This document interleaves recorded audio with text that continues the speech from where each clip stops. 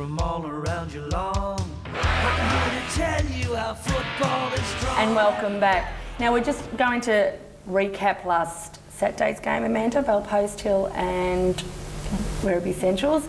A bit disappointing there, wasn't it, Amanda? It was from a Bell Post Hill supporters' point of view, but from a netball supporters' point of view, it was a fantastic game of netball to watch. Look, it was one that certainly was there to watch.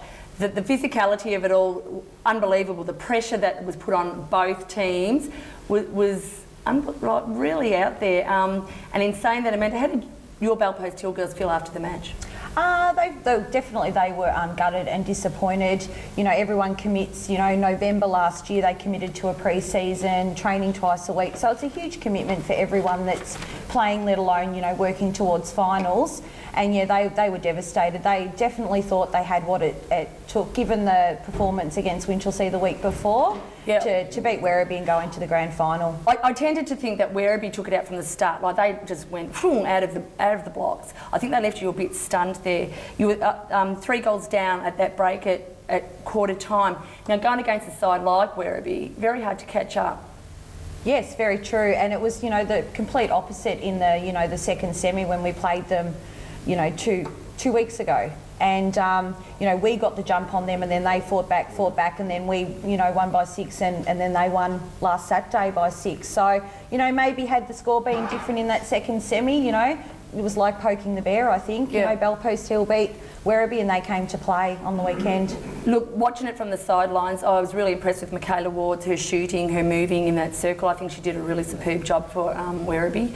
Also, Marie Masai in defence. I called it. Yeah, I called you it. did call that. Because normally she's a wing defender, like we've seen her play wing defence throughout the season, but her playing that defence role back in goals with Kim being there, like, do you think that was a bit of an upset? Like, do you think that sort of disturbed Kim and Mel? I think Werribee definitely looked at their key matchups, you know, especially that matchup on Mel Holmes for Bell Post Hill with Maria Masai. You know, Mel's a very strong, physically strong player out on the court coming from a basketball background. And they made that change late in the game when we played them in the second semi, and I think that made a big difference to how they matched up. You know, Maria played a beautiful game. Nona McClure didn't get on the court for Werribee this week. See, next year playing wing defence, like you had your 3 key players there. You had Amanda, you had Maria, and you had Nick. Like that defence in itself, that is really strong.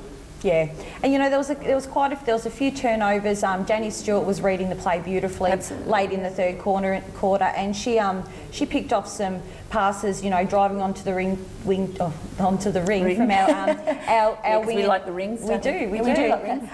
From our wing attack, and you know there was just a couple of errors, and they just got a couple up, and we fought back, and we just couldn't. Because you were only 2 down at half time, so you must have regrouped and sort of got onto it. Now coming into that last quarter, I think you were about what 4, 5 down or something, was it? Yeah, I think it was about that. Yeah. Look, halfway through that last quarter, you guys came back within 2. Then they sort of stepped up that notch to take it away from you again.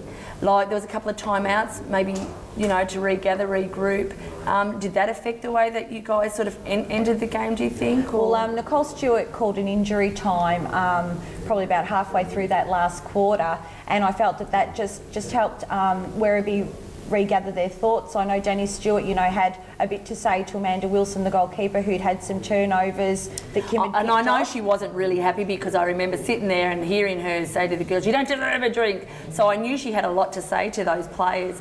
I think they let their guard down, and in saying that, as you say, regrouped, got back on the court, and then went about their attacking business like they did. But you know, great effort from Werribee. They've well and truly earned their right to take on Winchelsea today. Yeah, and you know what, I think it's just going to be a cracker, isn't it, really? It is. Absolutely. Go. Great game of netball. Okay, now we're just going to move to our very, very special guest right now. We welcome back for the last game, the grand final show, Fiona Neal. Yay! Thanks, Donna. Welcome back, Fee. Thank you. Enjoyed enjoying it in my seat over there, I see. Yeah, actually feeling quite comfortable, actually. It's a little bit odd being over this side of Anne, I tell you what. To it, I think. Yeah. Well, as we said, like we did a show dedicated to you and little Hazel. How's she all going, Fee? How's it all going? Yeah, good. I'm getting lots of little naps in between feeds and whatever, but she's been a dream baby so far. So good, yeah. Well, that changes. So, in saying that, Fee, we're going to give you the chance to read out the Team of the Year. Yeah. It was actually presented last Sunday at the Margaret Webb Medal, and take it away, Fee. So, Team of the Year, as we all know, is made up from votes from each club puts in a Team of the Year along with the panel here and whatever, so it's all sort of made up by that. So goal shooter this year, Kim Martin, also named captain from Bellpost Hill. Well done, Kim. I think she's been in it for a few years now. Goal attack, Julian Knott from Winchelsea Netball. Wing attack, Danny Stewart from Werribee. Casey Carroll in the centre from Bellpost Hill. Maria Masai, wing defence from Werribee Centrals. Amy Worth, goal defence from Winchelsea. And Sonanu Robertson from Bellpost Hill in the goalkeeper. What a team. Absolutely. Look, and hopefully all of those girls will be playing next year in the interleague match. That would be great. But it has to be pointed out too that most of those players have played higher than what they're playing now. Like they have played state and they have, you know, Sonanu, you own a couple of, you know, all those players. So it is a fantastic team to have. It's great representation of GDFL. Oh, really. absolutely. It is really good. The reserves to start off as well, we've got Sharon Ford from Bannockburn, so a Margaret Webb medalist. Melody Philpott, well done, Melody. Yay. From Thompson. Well done. Yeah. Can I just say, clarify something? All year we've been saying about Melody and Dick being daughter. Look, it's not. It's just a little bit of fun. But we like to think that Dick's got some sports, you know, in him and has presented his offspring, but obviously hasn't. So, Melody, to you, sorry about the joke all year, but she's lucky she's not related to Dick. Yeah, we actually know that you're not related to Dick at all. We've got Erica Shippers from East Geelong, Renee Pilkington from Winchelsea, Melissa Bragg from East Geelong, and Elise Du Bois from Bellpost Hill. Can I say something to you, Fee? Any surprises there, do you think?